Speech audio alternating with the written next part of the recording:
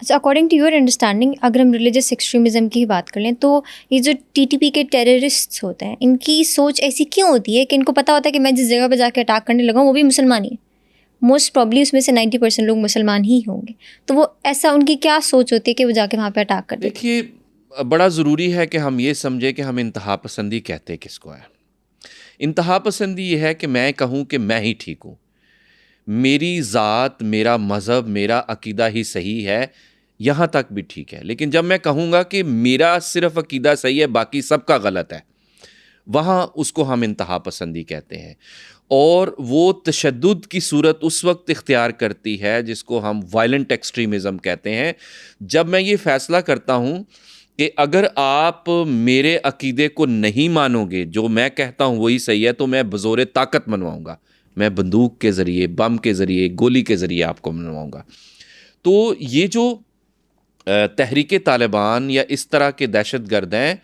وہ یہ سمجھتے ہیں کہ جو اسلام کا ورژن وہ سمجھتے ہیں صحیح ہے، وہی جو ہے وہ درست ہے، اور اس کو انفورس کرنے کے لیے، منوانے کے لیے جو ہے وہ ہر حربہ استعمال کریں گے۔ یہی وجہ ہے کہ آپ دیکھیں کہ پچھلے 10-12 سالوں میں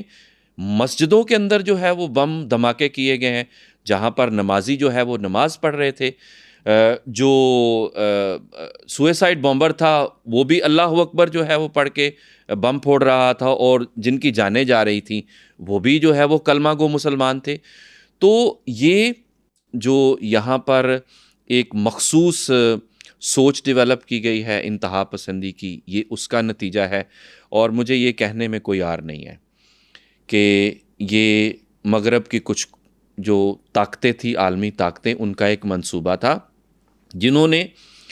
ایک بہت ہی منظم انداز میں رشیا کو توڑنے کے لیے افغان جہاد کا سارا جو ہے وہ ایک پلندہ جو ہے وہ ہمارے سامنے رکھا، اور یہاں سے مذہبی قوتوں کو استعمال کیا گیا، یہاں نوجوانوں کی برین واشنگ کی گئی، یہاں ڈالر جو ہے وہ بھیجے گئے، اور ہمارے نوجوانوں کو افغان جہاد میں بھیج کر ان کی قیمتی جانیں جو ہیں وہ ضائع کی گئیں۔ اور پھر جب افغان جہاد ختم ہوا تو اس کے اثرات جو ہے وہ ہم دیکھ رہے ہیں، وہ پاکستان پر آ رہے ہیں۔ کہیں جو ہے وہ ہمیں سننے کو ملتا ہے پاکستانی طالبان، کبھی پنجابی طالبان، کبھی افغان طالبان، مطلب یہ مختلف شکلیں ہیں جو ایک، میں سمجھتا ہوں کہ انڈسٹری کی شکل جو ہے وہ لے چکے ہیں۔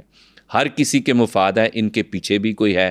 جو نوجوانوں کو استعمال کرتا ہے، کبھی وہ ان کو پیسے کا لالچ دیتا ہے، کبھی جنت کا لالچ دیتے ہیں، کبھی ثواب کا لالچ دیتے ہیں، اور نتیجتاً کیا ہو رہا ہے؟ انتشار ہمارے ہاں پھیل رہا ہے،